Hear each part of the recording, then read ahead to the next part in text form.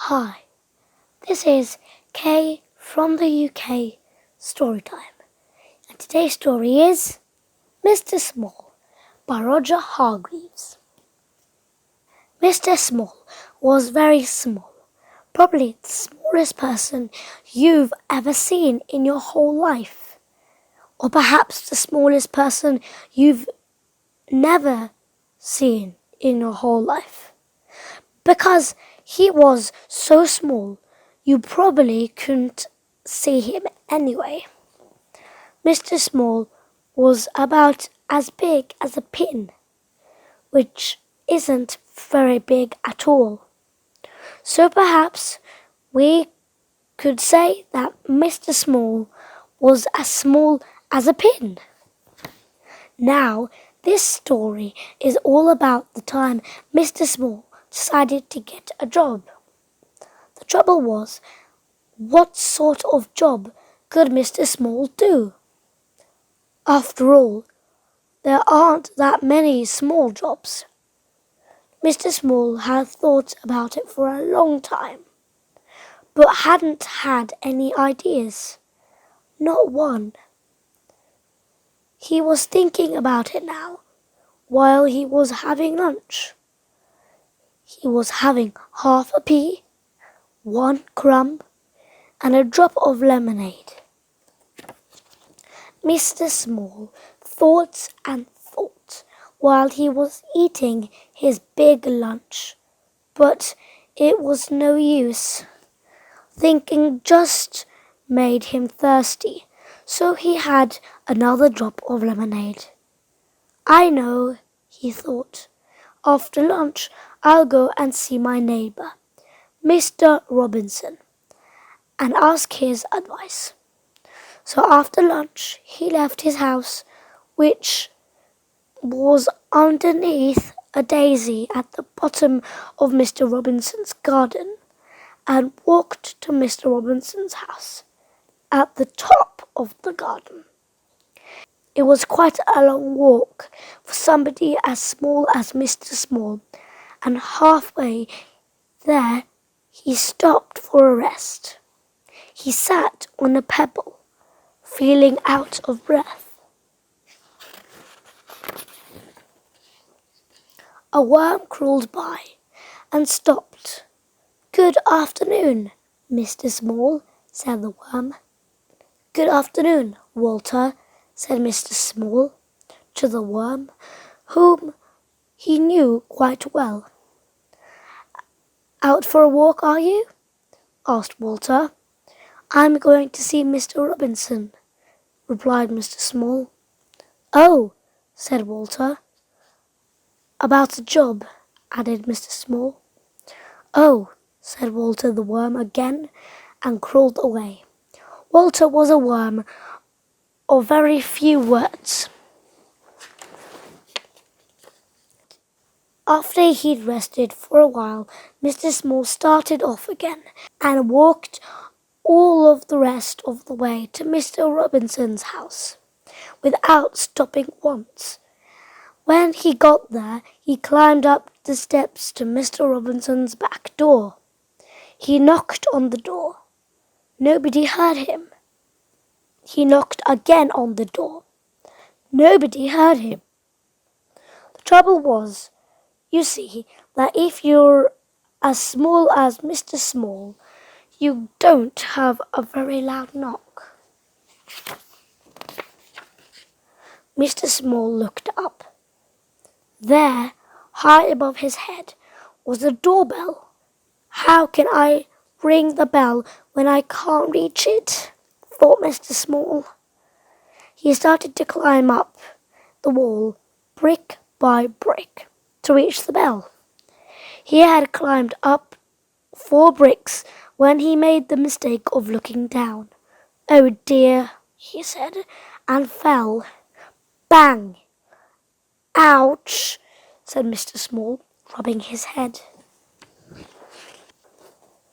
Just then the mailman came to the door, dropped off the letters, and was just about to leave when he heard a voice.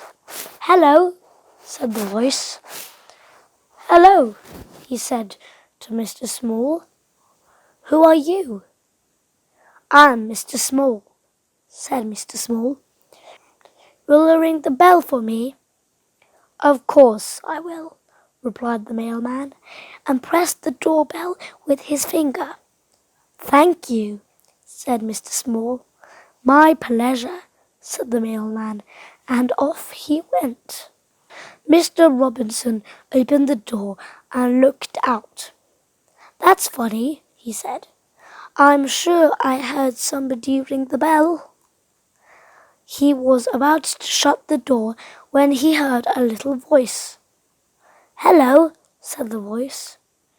"Hello, Mr. Robinson." Mr. Robinson looked down, and still further down. "Hello," he said. "What are you doing here?" "I've come to ask your advice," said Mr. Small to Mr. Robinson. "Well," said Mr. Robinson, "you'd better come in and have a talk."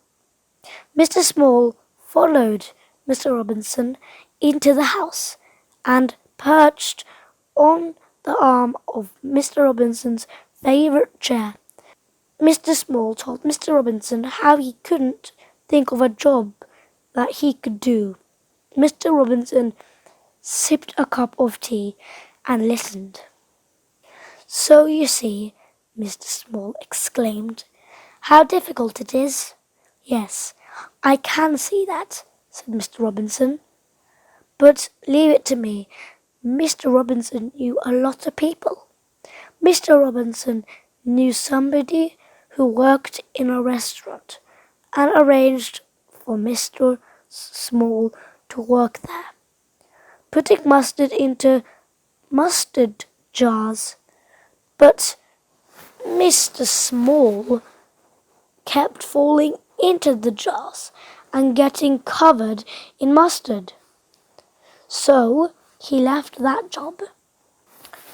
Mr. Robinson knew somebody who worked in a candy store and arranged for Mr. Small to work there, serving candies. But Mr. Small kept falling into the candy jars, so he left that job. Mr. Robinson knew somebody who worked in a place where they made matches and arranged for Mr. Small to work there, packing matches into boxes. But Mr. Small kept getting shut in the boxes with the matches, so he left that job too. Mr. Robinson knew somebody who worked on a farm and arranged for Mr. Small to work there, sorting out the brown eggs from the white eggs. But Mr. Small kept getting trapped by the eggs, so he left that job. "What are we going to do with you?" Mr. Robinson asked Mr. Small one evening. "I don't know," said Mr. Small in a small voice.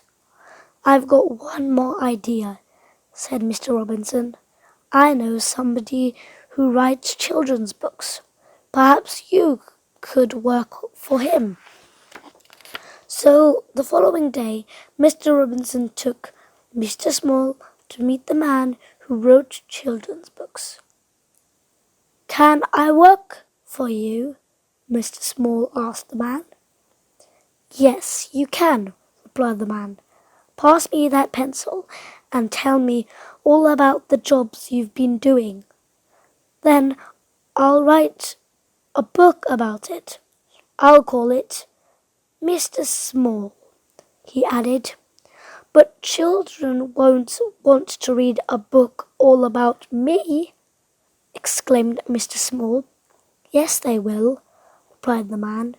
"They like it very much. And you didn't you? Bye."